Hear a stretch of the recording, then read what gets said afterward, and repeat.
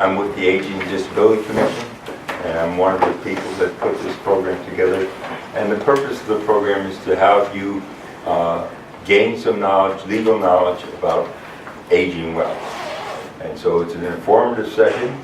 We're privileged tonight to have Claudia Englisby, who is a lawyer and an estate planner and has many abilities. She has a firm called Disability Planning Partners, which she works from, actually is a co-owner or co-founder.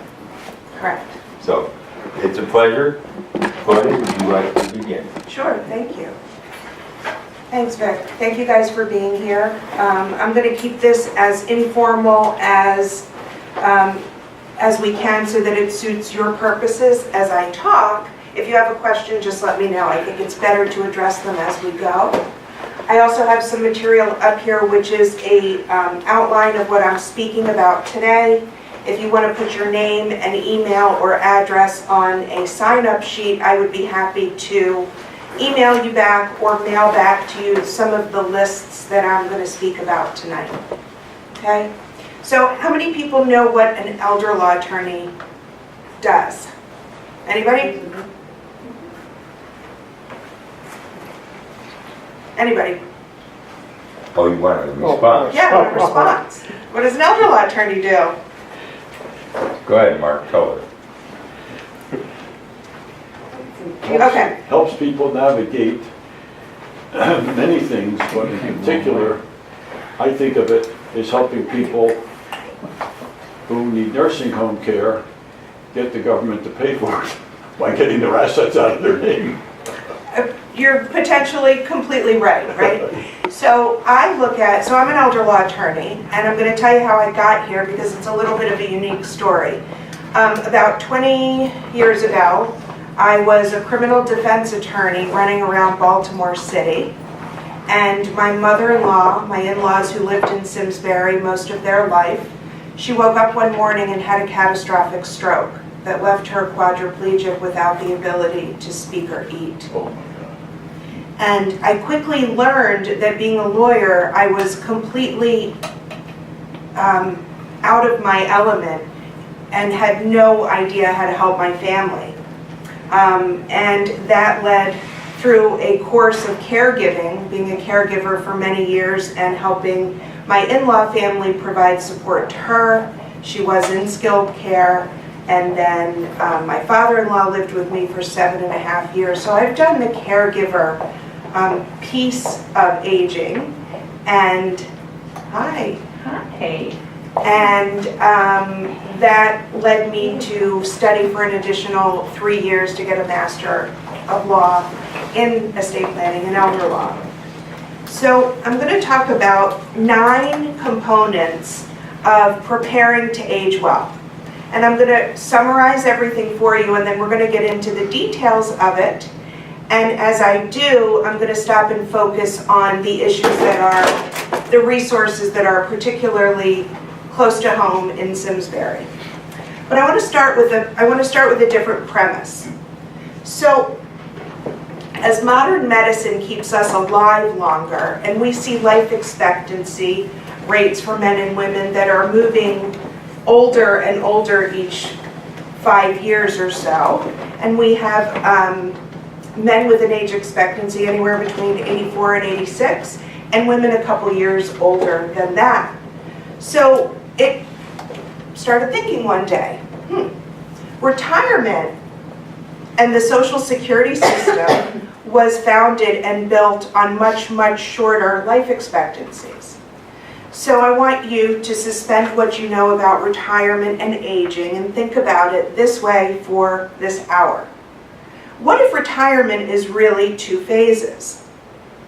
What if it's this traditional phase where we think we're winding down our career and going to travel or pick up our hobbies or just not do the 9-to-5 grind that we all do? So you're vital, you're living well, and everything is joyful. What about the stage after?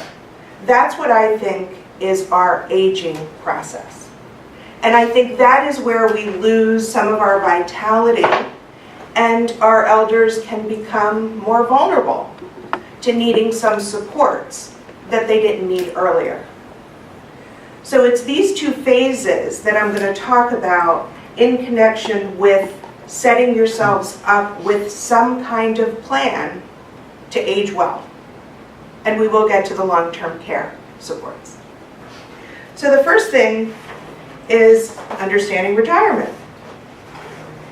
The second thing is record keeping. When I met with Vic to set up this presentation, one of the things that struck me is everyone wanted a list. How do we record keep? What's important? So we all know, most of us, that we have to keep tax records for 7 years. Everybody do that? Who else keeps bank records? Okay, good start. I'm going to run down a list of things that I have found are really helpful to keep as we age. After I talk about the list, I'm going to tell you why, because the list is going to be a little off at first.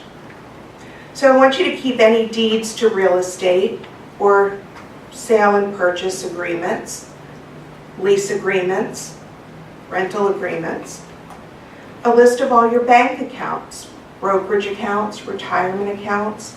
And what you want to do is keep not only the name of the bank, but maybe only the last 4 digits of the account number, maybe when it was opened, and maybe how it's titled.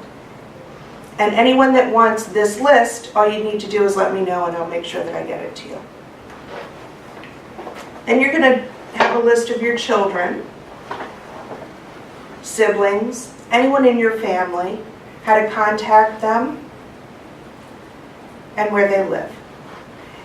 When we're talking about family in this manner, this is, think about if something happened to you and you were alone, what information would be helpful for someone else to have for you?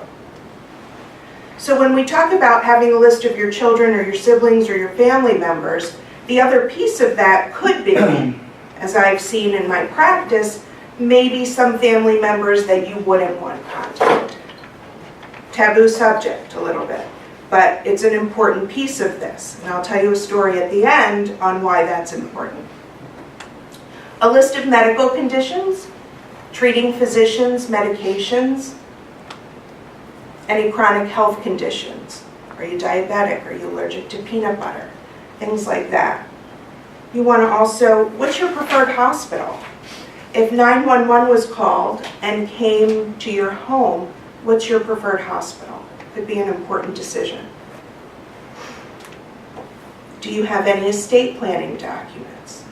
Do you have any people or person that you have named in a power of attorney document or an advance directive or appointed as a healthcare agent to make a decision for you? You need to have the names of those individuals. Maybe you don't have the documents right there all the time. But the point, remember, this is record keeping. Pets. Anybody have pets? Someone who could take care of your pets on an emergent and short-term basis would be helpful. Now I'm going to get into some really quirky things that you're probably going to look at me and say, well, what did she say? Your trash provider, your utility provider, your cell phone. Does someone have access to electronic storage, electronic passwords? All of this becomes more relevant as younger folks continue to age.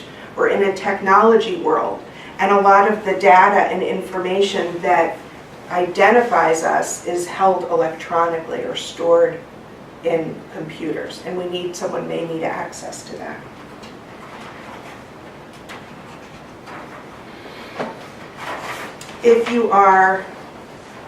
I run into some folks who are maybe the last person within a family that is alive. Where's a buddy system? Somebody to check in with. It's a really important thing, and I encourage anybody in a neighborhood, check on your neighbors, make sure that there's someone that can check in particular seasonally in the winter. I want to make sure that somebody can knock on the door and see that you're okay. Any questions there? Sound crazy, or does it seem sort of reasonable? Sort of reasonable, right? But you don't think about it every day. So that's where we start. Would you agree that in addition to having those records in your house or your safe deposit box, it's useful to have one of your children or whoever to have a copy also? Absolutely. The issue with the safe deposit box, and this is what I find often, is that important documents that are held in a safe deposit box that is in your sole name, if no one has access to that box, guess what happens? I'm asking a probate judge to give someone access to that box to get the important information. So, yes, copies to children or trusted friends it's important. Or to let your child have a cosigner on your box. Correct. Yeah. Correct. So the list that I'm talking about here is something that potentially would be on a refrigerator or a cork board or something that's easily accessible. And again, I'm happy to send all of this to you so that you could prepare this for yourselves. The next thing we're going to talk about is setting goals. So what kind of goals do you set on a day-to-day basis? I'm going to walk 3 miles, I'm going to walk 5 miles, I need to get done ABC. Well, this involves looking at what do the next 5 years look like? How do I want to be spending my time? When you really sit down and figure out how you want to be spending your time, you can then make decisions that speak to what resources, what money, financial resources that you have saved or accumulated is going to be used to meet those goals. Maybe you want to be a snowbird. Maybe you don't like the Connecticut winter. So if you're going to plan and set a goal to be in Florida during the Connecticut winter, what kinds of things come along with that? Someone that might look over your house here. Someone that might, where are you going to get insurance? Health insurance. How's health insurance going to work if you're a snowbird? Is it different? Right? Where are you going to claim primary residency? Connecticut or the warm place, right? There's a lot of things to consider, and when you're setting those goals for yourself, you can then tie resource needs to that. And I'll talk more about that too. So let's talk for a minute about family. So what I have found is that families are quirky. My husband is the oldest of 4, and when my mother-in-law had the stroke, there was a bit of struggle between the 4 siblings as to who was going to do what. Mom's sick, who's going to help take care of her, who's going to help Dad take care of the bills, who's going to run the household. Those are issues that I see in my office day in and day out. And they typically they're typically magnified when there is a diagnosis of someone with any type of dementia. Dementia sort of gives us this panic. And what happens often is that there might be some chaos that ensues around that diagnosis. So the planning that becomes important around that family member and that medical condition could be decision-making as a first step. What are the needs of the family member with the new diagnosis? Who can help provide that? So that's where we need to look at our family and say, is it realistic to ask an adult child to give us some support? Do they want to? Do they live local? Do they not live local? Maybe we have siblings, so laterals, those that are our age that could be providing some of that emotional support, companionship, or even care support. So whenever a medical condition is diagnosed, I'm going to encourage anyone to set a plan to accommodate the extra needs that the individual is going to have to attend to the medical condition. So if you don't, what ends up happening is Sally calls her sister on a Tuesday morning and says, "Who's taking mom to the doctor?" And Sally says, "Well, I have a sick child at home," and we don't know, and panic ensues. So the planning quiets the panic. And that's all done through collaborative decision making, typically. It's a little bit of a different model. We presented at the Alzheimer's Association 2 years ago using mediation for a decision-making model that empowers a family to join together to create a plan where everyone has a say, everyone has a decision, everyone can choose what role he or she will play within the family. And we've had some magnificent success with that.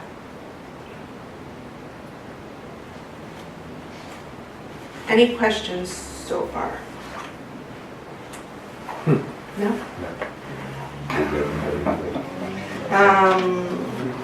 All right. So what other, if we're talking about our family supports, we have to look at our community supports too, right? How many people go down to the senior center? Anybody? Go down, you meet to play cards at Anna's Kitchen? Anybody do that? I'm often there in the morning and I always see different groups of gentlemen in there playing cards, so it's sort of endearing to me to see that. But community supports are really important. And one of the things that was really sort of eye-opening for me is doing my research for this. I found this incredible website, Simsbury website. And within that, if you really click through a lot of the different pages, the resources are vast. And if you're missing any resources, the United Way 211 is a plethora of information, more than you could ever want. So this is what I found out. If you're in Simsbury, we have Dial-A-Ride. On Tuesday morning, starting at 9 o'clock, we could find bread and pastries. Now, I don't know where we find them, but it's listed on the website as an example. We have a Simsbury. Eno Memorial Hall. Where? Eno Memorial Hall. Eno Memorial Hall. Tuesdays at 9 o'clock, pastries. In the rotunda. Thank you. Yeah. For the senior center, isn't that? Yeah. Thank you. There's also a cheese day on the website. Yeah. There's a cheese day. I assume it's at Eno Hall too. There is Simsbury has a housing authority. So Simsbury Housing Authority has 2 different complexes within our town that provides housing options to seniors. And in this particular case, seniors are defined as 62 and older. Usually it's 65 and older, or anyone with a disability. And they're the Virginia Conley residents and the Dr. Owen Murphy apartments. Anybody familiar with those on the north end of town? Yeah. We have our executive director right here. There you go. Right. Moving around. So those are some community supports within Simsbury.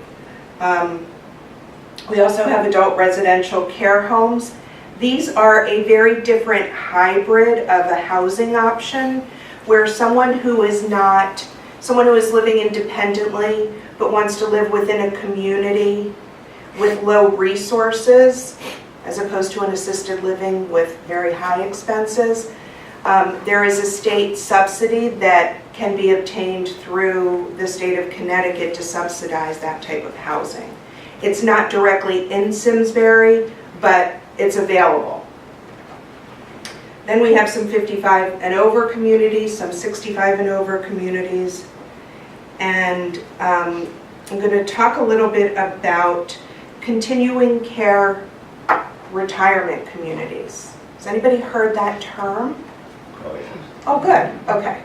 So your Seabury, our McLean, Doncaster, right? So these are all facilities where you would be making a lump sum buy-in to the community and then paying a monthly rental fee, and it's progressive living. So from the time that you are completely independent until you potentially need memory care or 24/7 care, that is all provided within that community. I think it's a really interesting option, and I think that it creates a really, really good sense of community and companionship for a lot of folks. And it's good to look into that. We also have assisted living at the residence at Brookside, and that also has a memory care unit for those that need it. Anybody hear of Ojakian Complex in Simsbury? That's also on the north end of Simsbury, and it was originally developed to be housing for MS individuals. But I do know that they do have some skilled nursing there, and they have some apartment rentals. And we also have Governor's House as a skilled nursing facility right in town. Anybody have any questions? Okay. So what happens with this long-term care? How many people have heard you have to be broke to have some supports? Good. I don't have to dispel any myths. No hands were raised. Okay, long-term care. Long-term care, which is, I think, what most aging individuals worry about. How am I going to be able to have fun, and how am I going to take care of myself as I age? Not knowing either position, how long it's going to last, or what my needs are going to be. So when I'm introducing this concept to some clients, I describe it as a 1,000-piece puzzle. We have to catch all the different pieces, which is family, finances, health, where do you want to live, where can you live, and where do you want to receive support from. Some folks say, I must be at home and I want someone to come into my home and help me. Other folks say, it would be an invasion of my privacy to have someone in my home. So there's a lot of different options. What happens is, imagine your everyday budget, whatever it is. Now add $6,000 of expenses to your everyday budget per month. That's a lot. That's a really unexpected slam. So what do? We don't give away our assets. Giving away your assets to your children or to anyone without a bona fide plan is a disaster in the making. Trust me, it's a disaster. You don't want to do it. You need a plan to do it. If you give $100,000 to a son, hold this for me over here, Johnny. So I'm not feeling good. I'm thinking my health is going to deteriorate, so I might need long-term care. So hold this $100,000 for me. Let's say Dad deteriorates very quickly. So in 2 years, he now needs care. And he doesn't have any money because he gave his money to Johnny. He would be eligible for the state to pick up long-term care for him, but for the gift that he made to Johnny. So when he calls up Johnny and says, you know what, I need the money back, Johnny says, Dad, I went to the casino. There are better ways to get Johnny some of the money, or to divest oneself of money in a very planned, prudent manner, and then get some benefits from the state. There's as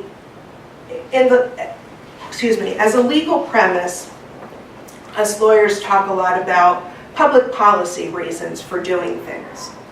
So public policy says that if you're a married couple, one spouse should not be impoverished so that the other spouse could receive care.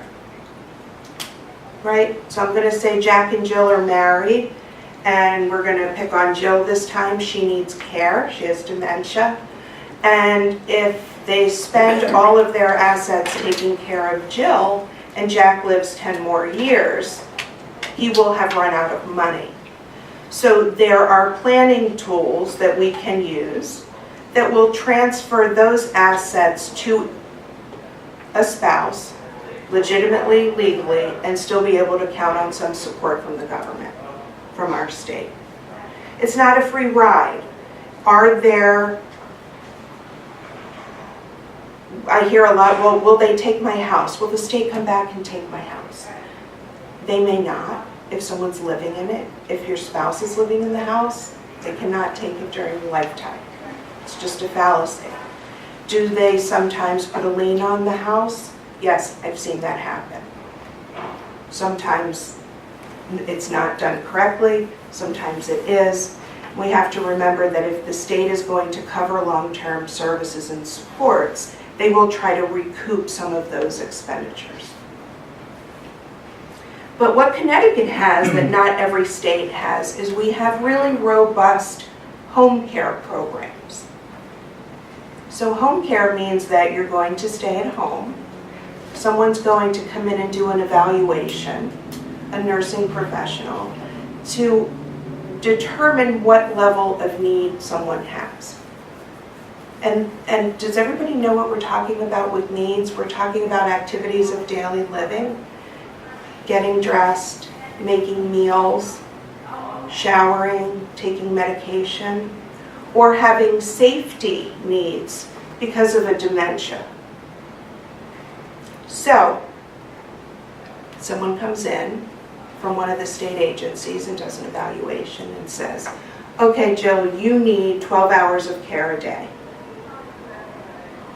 Would you like to have someone come to your home and receive that care at home?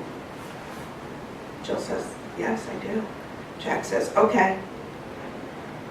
What happens if that 12 hours turns into more care? And Jack and Jill are living in a one-bedroom apartment. Jill won't qualify for additional care because they have a one-bedroom apartment. They would need 2 bedrooms in order to support a caregiver residing with them 24/7. So when we're talking about looking at where we want to live and what our goal is for where we want to live, if you're an individual or a couple who would want that home care brought in and you're thinking that the family home is too much, think about the downsize, but take into consideration we may want to bring in home care. Yes? Now, who does one contact at the state to arrange for this evaluation? The Department of Social Services is the agency that dispenses any type of Medicaid benefit, and that's the umbrella that we're under. So in this particular case, it's the Connecticut Home Care Program for Elders and the Department of Social Services. And I would encourage you to seek counsel if anyone is in that position to need that type of support. Is that need-based? Is that based on income? It is based on there are eligibility thresholds for any program through the Department of Social Services.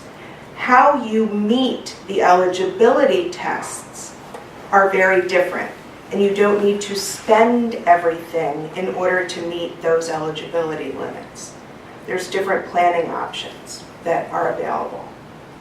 At the same time, I've met a lot of individuals who have income that would support private payment of caregivers.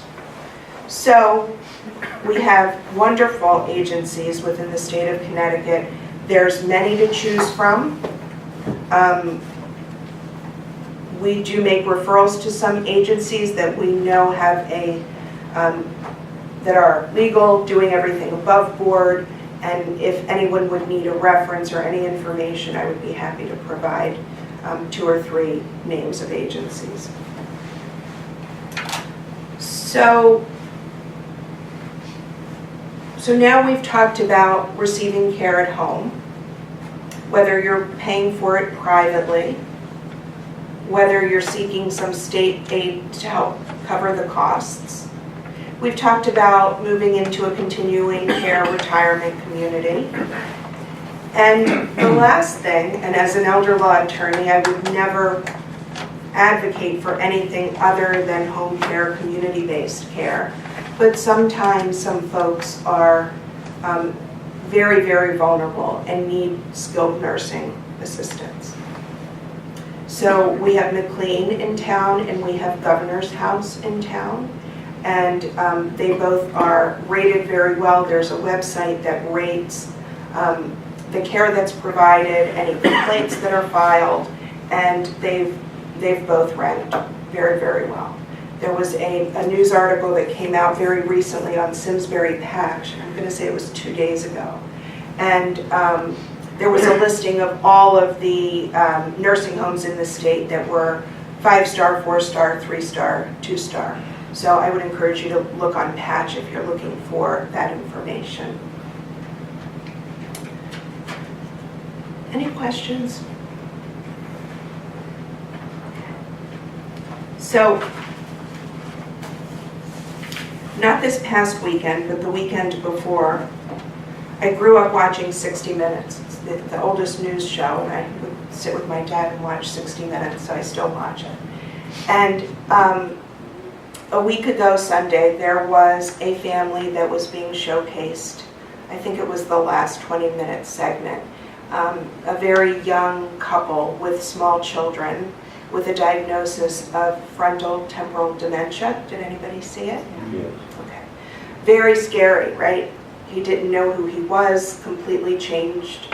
His illness completely changed the way that he interacted in the world and with himself. And when the segment ended, what was a little bit shocking to me was that the wife said that she was spending their retirement and savings to pay for him while having, I think, 3 small children and a very long life expectancy for her with her children. And I thought, maybe someone didn't do their homework, or maybe they chose not to broadcast any options. But there are a lot of options. So individuals who are younger than 64 have a much more difficult time with disability because there aren't programs that are made for younger individuals like there are for our elders. And the threshold here is that 65.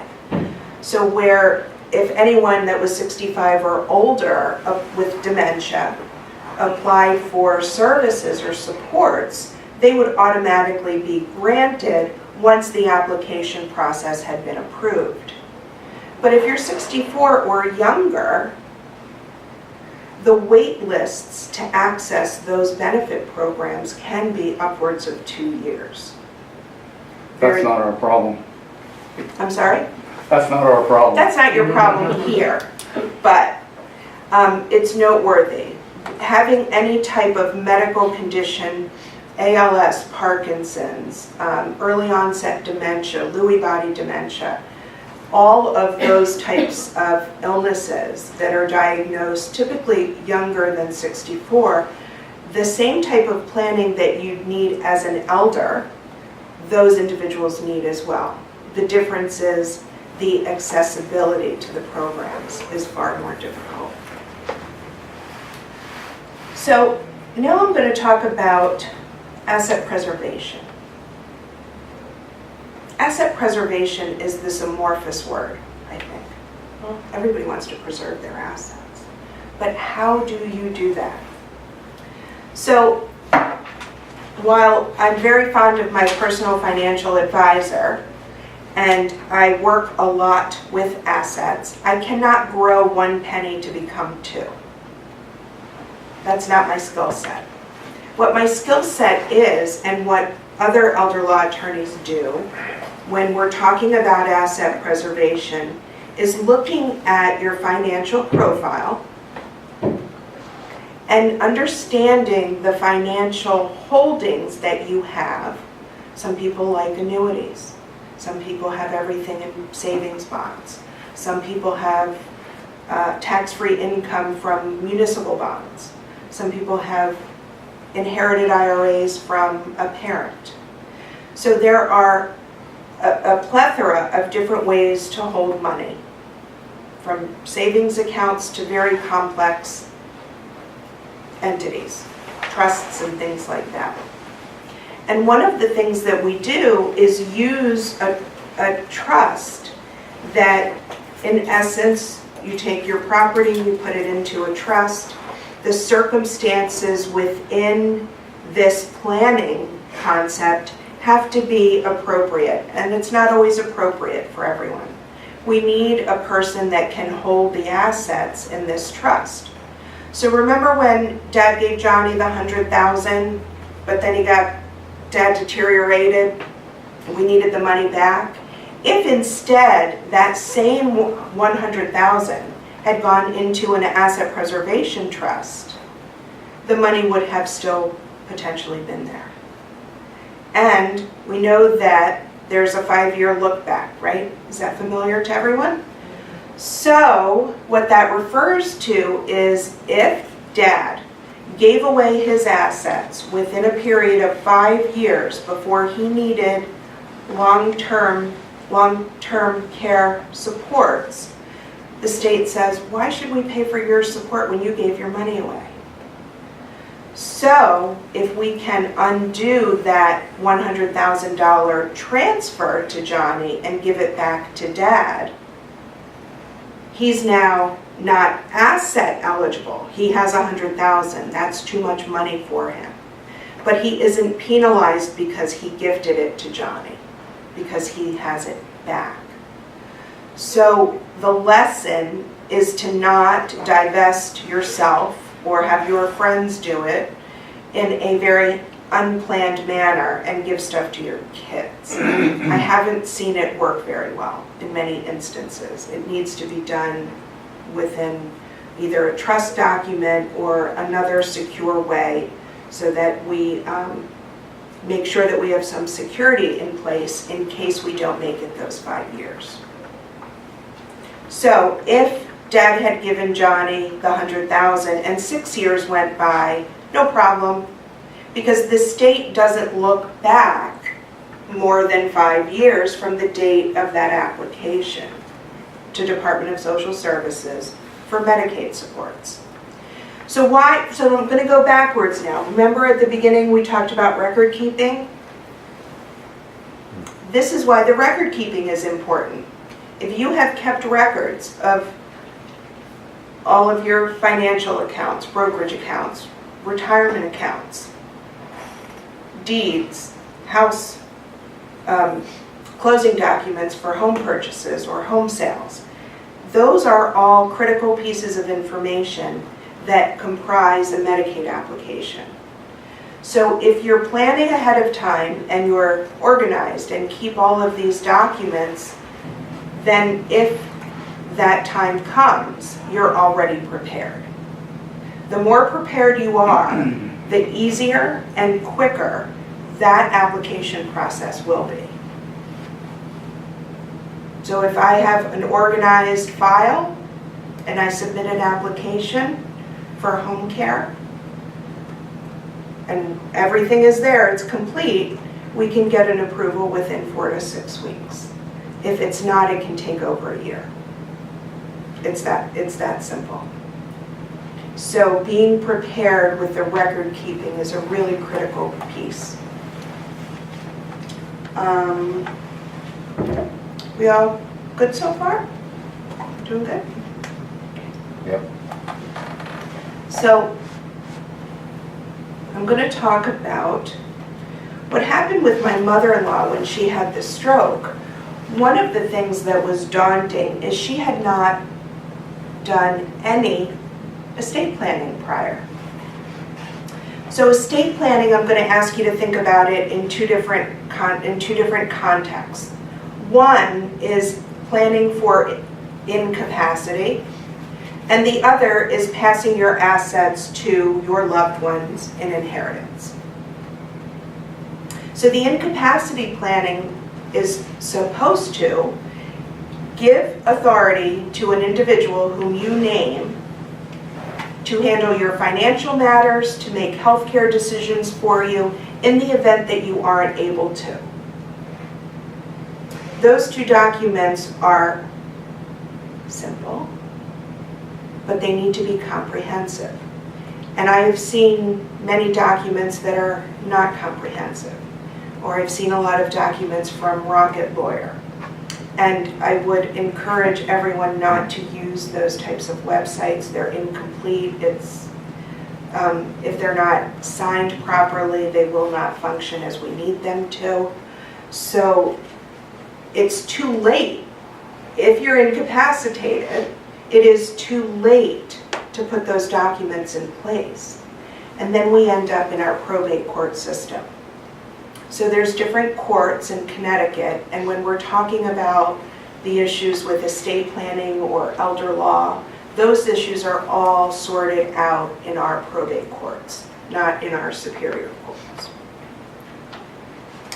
So we would have to get permission from a probate judge to do some planning or to pay some bills potentially.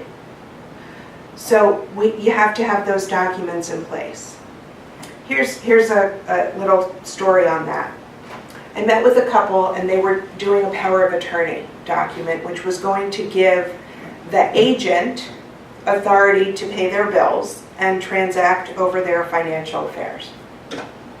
And Dad said, well, I guess I should name my older son, but he's really irresponsible and he has a gambling habit. Good start. Said, well, that might not be the best place to start. Tell me about son number 2.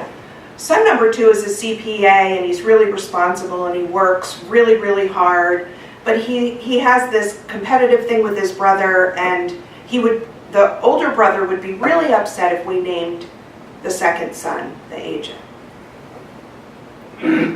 It's not an equalizer. These agency positions have to be thoughtful and they have to be appropriate.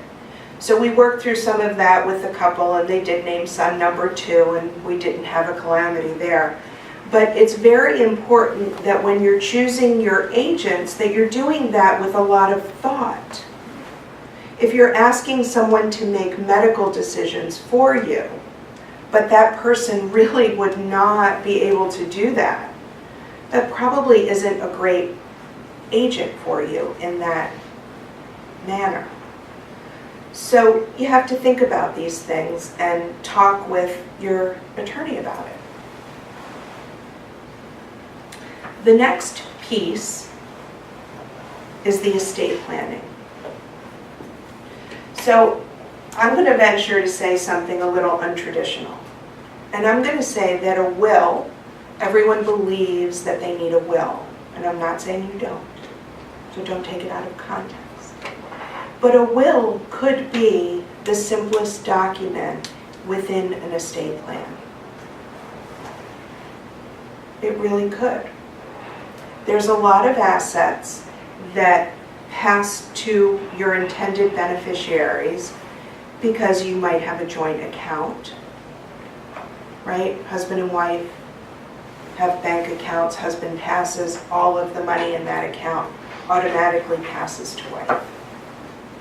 If you have life insurance policies, you probably have beneficiary designations. Who's going to get it? Who's the primary, and then who might be an alternate. And you might also have retirement accounts or other brokerage accounts with a financial advisor, and presumably, if everyone did their job correctly, those would have beneficiary designations.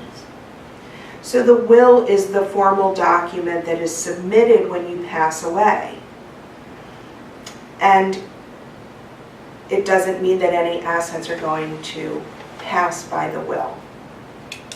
My point is, don't get a will off of Rocket Lawyer and not have beneficiary designations.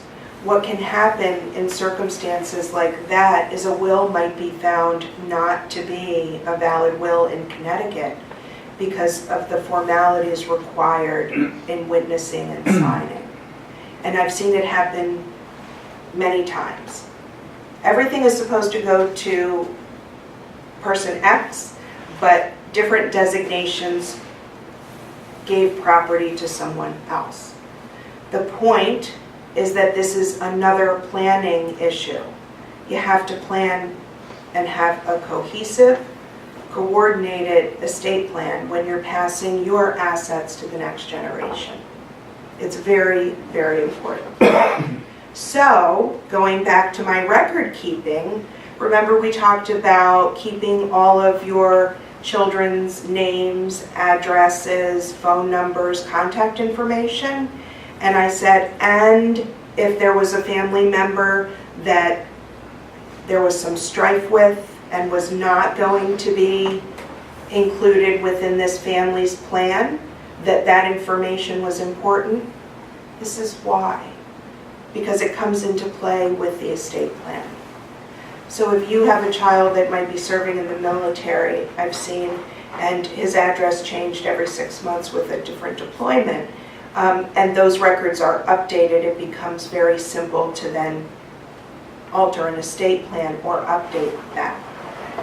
But you always know who's who within an individual's family circle. Any questions there? Claudia, Yes. in regard to the children and so forth, in today's society, we have a lot of divorces. Isn't it true that you have to properly name some of these people so that if there is, I want to say, a payout and pay down, that sometimes the divorced spouse or may be eligible, so that as part of that list, if you are divorced, you may need to include that person. Is that correct? Yes. So what Vic is speaking to is a blended family. And it's a perfect segue to where we're going. We're going to now go down and talk about trusts a little bit. So a trust is a document with a set of rules that accompanies an asset. There are as many trusts out there as makes of cars, presumably, because each and every trust could have very different provisions. There are certain circumstances when trusts are really, really important. And I would argue that blended families is one of those circumstances. What I see very typically is that husband and wife have been married before, they have their children with the first spouse, and when they marry again, they don't have children of their own, but now they have a group of little grandchildren running around. And oftentimes, the grandchildren, they sort of say, are all going to be treated the same. So when you have estate planning documents, you must name the members of the family. You should identify who belongs to whom and how the individuals are being identified so that when assets pass, it's very clear. Very clear. Another reason to have a trust is for real estate. Anybody with real estate, if you are a joint owner with a spouse and you are the second spouse to survive, you're the widow, then when you pass away, that house doesn't have a place to go unless you've already done something with a deed or gifted it.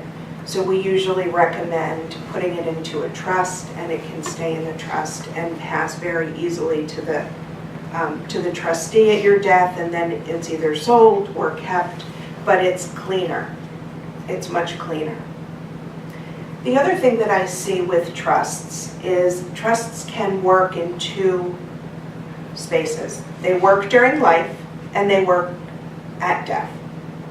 And they transfer assets to people at death, to your loved ones, just like a beneficiary designation or just like a will would do.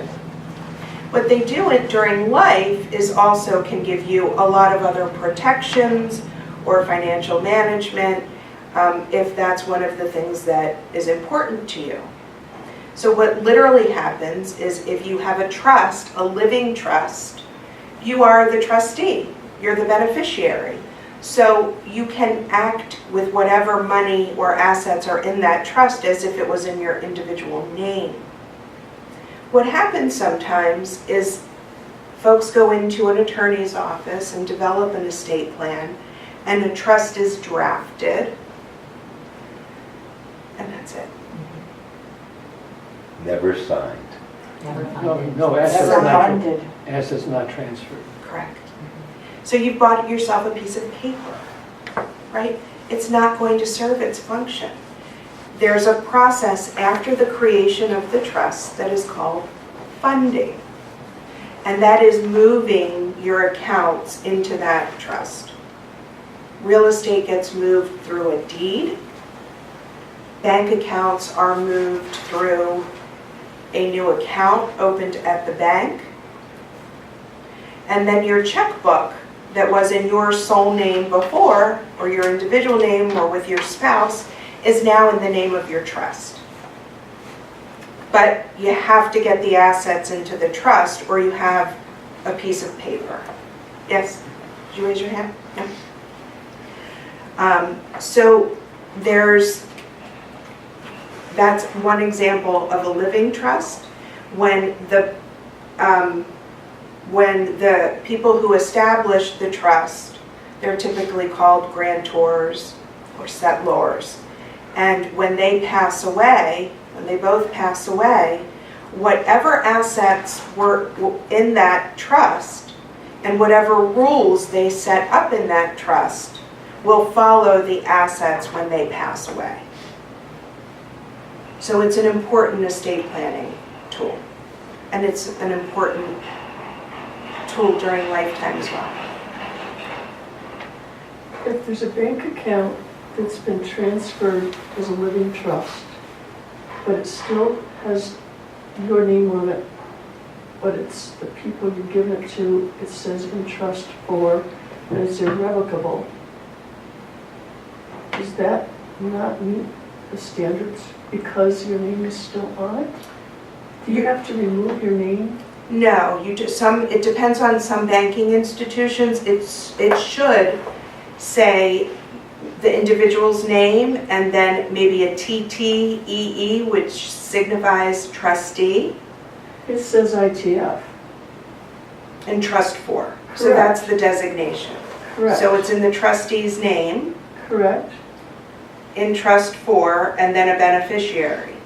But it doesn't say the beneficiary on the check. Is that, I just want to make sure I'm I understanding tried your to question. pass money to my children, and the accounts were set up by the bank as irrevocable, excuse me, irrevocable trusts, but the account still lists the child's name and my name, with them being the owner, but the ITF referencing that it's in trust for me.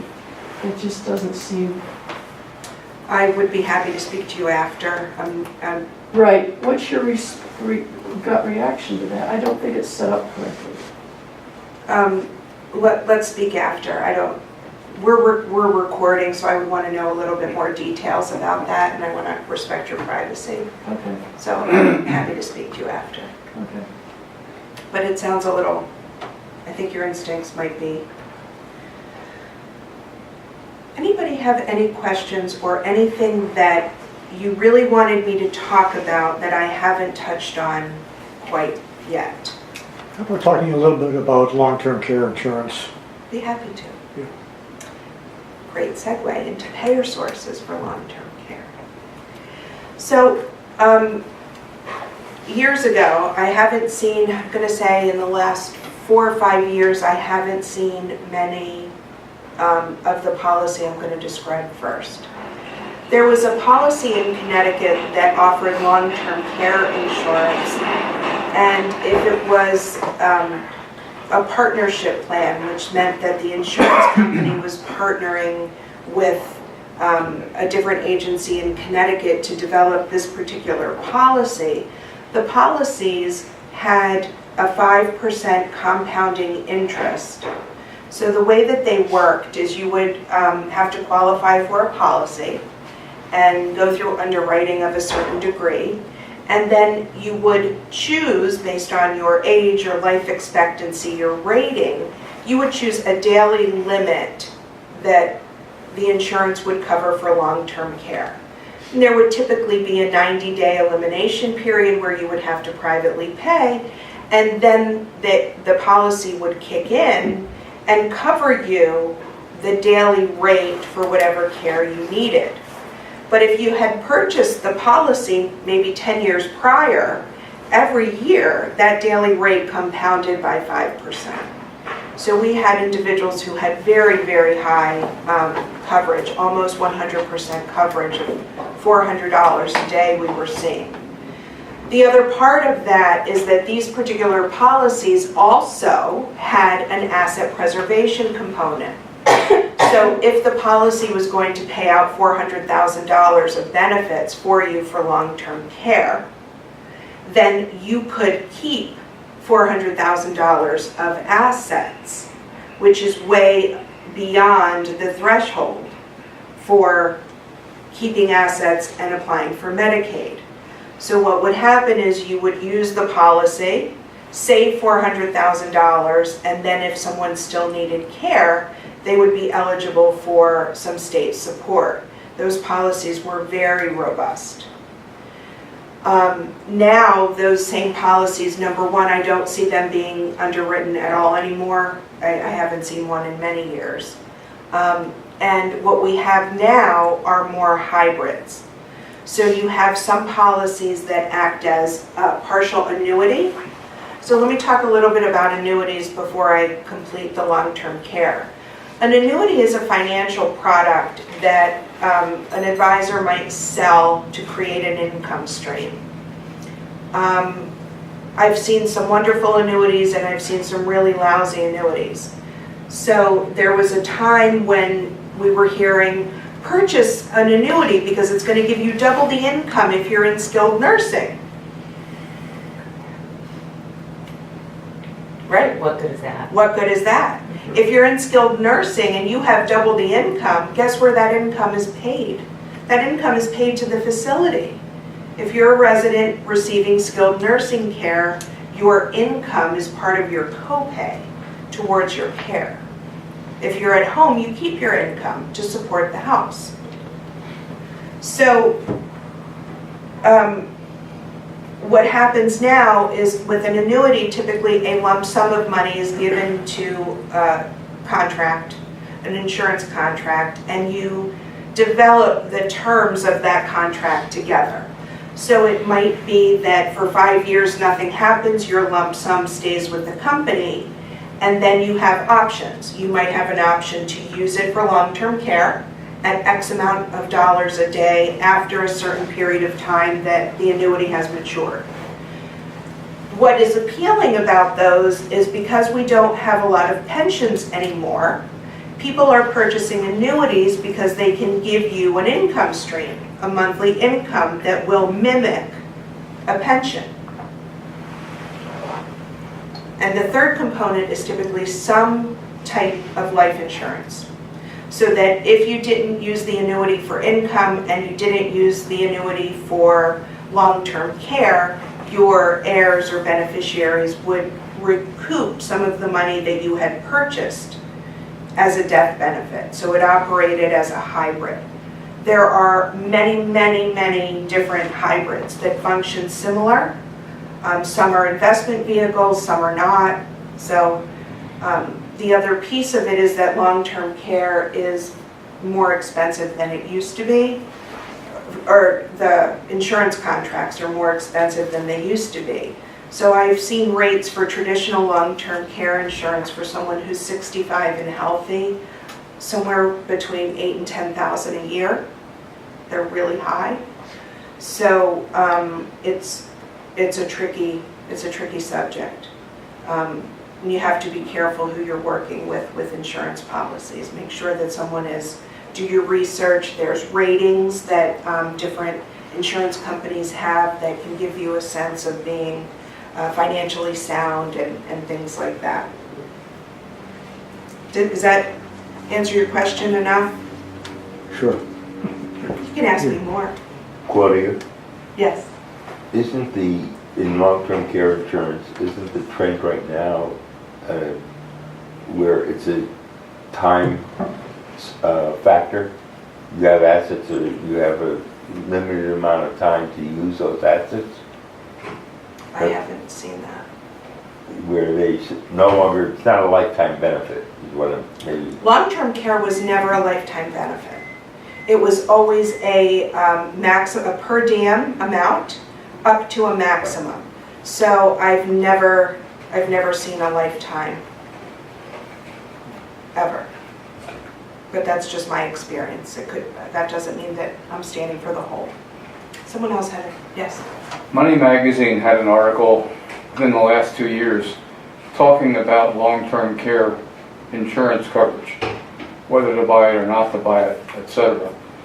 And they put out a rule of thumb that said, in summary, if you have more than, I think the number was $2 million in assets, then don't worry about buying long-term care insurance. But if you had less than that number, then you really ought to be more concerned about buying long-term care insurance. So, Don't ask me any questions about that. I won't ask you any questions, but I'm going to speak to what I believe that they are speaking to. And it goes back to this concept of asset preservation. One of the things that I recommend to every single person is have an elder law attorney give you an evaluation for where your risk, what are your risk factors for losing or depleting assets to cover long-term care. So it's a difficult concept to speak about in a short period of time. I do a lot of lectures just on asset preservation. But think about it this way. If you have invest money, a large corpus of money, $2 million, and you think about what income that might generate for you, and if you are only using the income that is generated to cover whatever expenses you have, you never deplete the corpus, right? You never lose that foundational money. Or you need to really have extraordinary expenses beyond the income to start the depletion. So if someone has savings bonds, or someone has a lot of annuities, those types of financial products that can seem great as we're working, but the assets that are better as we age might be other things. So one of the things is with annuities is that the money is often tied up. We can't access that money anymore. So if you needed long-term care, you're only receiving this $1,000 income stream a month or whatever you've contracted for. But it makes it very difficult to access maybe the $200,000 that was purchased, that was used to purchase the contract. So we can't do anything with it. It's immovable. And if we had $200,000 that was in liquid form, and we were married, we could transfer that to our spouse, right? So by having an evaluation of what your particular financial assets are in relation to what your expenses are, I could tell you where your risks are for depleting those assets. So if somebody says, I'm 70 years old, my husband and I want to travel, we spend X amount of dollars a month, and these are our assets. I can do a financial analysis to say, okay, if you spend more than this amount per month, you're going to start depleting assets. Or this money will last you 10 years this way, and if you start needing some assistance, your resources will deplete here. So you have a plan in place for how your finances will work for you. It's a very, very, very, very powerful tool, and I would encourage everybody to get an analysis like that Some financial advisors that understand long-term care will be able to do it. We do it all the time. It's one of my biggest skill sets to do that. And we can say, you know, maybe not purchase that annuity because of this reason, or maybe do purchase that annuity because it conforms to your plan. So everything is very individualized here, is also a really, really important point to take away. Yes, sir? Why don't banks or other financial institutions issue annuities? Why is it only insurance companies? Because it's an insurance product. It's an insurance product just like life insurance. It's risk factor. So, yeah, there's ratings and underwritings, and there's different issues that go into that. I'm going to say 3 or 4 years ago, prior to 3 or 4 years ago, anyone could sell an annuity. They weren't regulated, and you didn't need to have a license to do that, and we really saw some wayward things. But that is more regulated, and there's professional responsibility issues that come with selling something that makes sense. What I saw was an 85-year-old woman that was sold an annuity that matured 15 years later and gave her a payout upon that maturity date of $2,000 a month for the rest of her life. She was 85. Someone robbed her of this money. So another component of this plan is being prudent. And it might be the hardest thing because it's really a judgment issue. But if something doesn't sound right, if something doesn't feel right, get a second opinion, get a third opinion. But, and tread cautiously. One of the things that I recommend is forming relationships with partners. So you need professionals that can guide you. You need a CPA. We all have to file taxes. Unless you do it yourself, then, but I do recommend someone that can give you an assessment of whether you should be doing something different with your income or not from a tax perspective. So when elder law attorneys or estate planning attorneys do planning, one of the things that we should be evaluating is income tax issues and estate tax issues. Estate tax issues for most of us are not as important as they were years ago because we can transfer far more money when we pass away than we could have 10 years ago. But income tax issues are important too, and that should be explored. The way that you use your retirement accounts or the way that you fund retirement accounts, that's an important issue too. All of that goes into partnering with the right professional who can guide you, a CPA, a financial advisor, and making sure that you're taking advantage of all the ways that you can. Sometimes you never know. I recommend having an insurance advisor for health insurance. I have so many folks who come into the office and say, I'm paying $400 a month for my Medicare Part B and for the supplemental policies. We say, well, let's quote it. Let's call someone that's an insurance advisor for health insurance and see if we can do anything with that. Oftentimes we can. There's also subsidies that are available through the state for individuals who have very low income. There are health insurance subsidies that will cover Part B premiums and co-pays. There's Medicare Advantage plans that are very robust. So there's a lot of good information that you can obtain by partnering with the right professionals.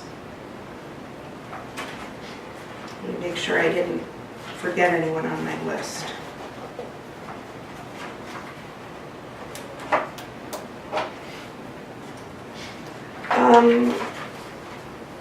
Social Security advisor. Does everybody know that Does everybody know that you could call Social Security Administration and make an appointment to either have a phone call or go in person and visit? You don't have to wait in the long line. And in Simsbury, our office is the Hartford office. But there's some really great, happy, friendly personnel there. Just make an appointment. But they can pull up your Social Security records and help you decide whether you want to take benefits, what age you take benefits, and those sorts of things. And real estate professionals. Obviously, if you're considering making a housing change, real estate agents, real estate attorneys can help make that process smooth and provide a lot of guidance for you. Any questions? Just a comment. If you have to go to the Social Security office in Hartford, make sure that your keychain does not have a little pocket knife on it. Yes. Yes. You go through a security. You have to go through yes, you have to go through a security. I've walked out many times. Claudia, may I just make a comment? Absolutely. I should have made this comment at the very beginning, which is about records. Mhm. One of the things that's available, there are little plastic cylindrical cups that have a card in them where you list all of your medication, your doctor's phone number that you put in your refrigerator, and they also supply something to paste on the outside. It's one of these things that sticks. The EMT people are trained, if they come for an emergency and take you away, to look for that so that they have that material. That can be life-saving. Now, I was involved with our commission maybe 6 or 7 years ago. We had a high school student that was coming to different communities and arranging for these things. But I think the University of Connecticut, at least then they were, may now be supplying those. And you can't, I'm a physician, you can't believe how helpful that is, because if you get to the hospital and people don't know what medication you're taking, you could be in big, big trouble. Thank you for sharing that. That'll be on the tape as well. The other thing that when we're talking about record keeping, I think a lot of folks are confused about a DNR order. So if you complete an advanced directive, that is appointing an agent to speak on your behalf if you can't direct your own medical care. But what happens if you've completed the document properly, named an agent, but you're at home and you call 911 and then you collapse? EMS is going to come and they're going to provide whatever services you may need to help you, unless you have a DNR bracelet on. So the DNR bracelet is an order that comes from a physician, and it's just like a medic alert, and you have to meet certain criteria in Connecticut in order to be eligible for that status. But I've seen so many people say, I'm an agent, my mom doesn't want to be resuscitated, but EMS, without that bracelet, there's liability to them if they don't act. So it's another record-keeping type of thing. So is there any kind of concept of having a DNR pasted to your refrigerator? I think the bracelet is what's common right now. That's what medics are looking for. Just like they look for allergies, that's what I believe they're looking for. And what I've been told from Hartford Hospital, at least. So I'm gonna leave you with a joke. An elderly couple has dinner at another couple's house. After eating, the wives leave the table and they go into the kitchen. The two gentlemen are talking. And one says, "Last night we went to this great new restaurant. I would highly, highly recommend it." And the other man says, "What's the name of the restaurant?" And the first man thinks and thinks and thinks, and finally he says, "What's the name of that flower that you give to someone on Valentine's Day?" "You know, the one that's red." "Do you mean a rose?" says the other man. "Yes, that's the one." He turns towards the kitchen and he yells, hey Rose, what's the name of that restaurant we went to last night? I thought it was cute. I thank you for being so attentive. I hope that the information was helpful and useful. If you want to sign up for anything, I will send you the lists, and it comes in this little booklet. And if you have any questions, I'll stick around for a bit.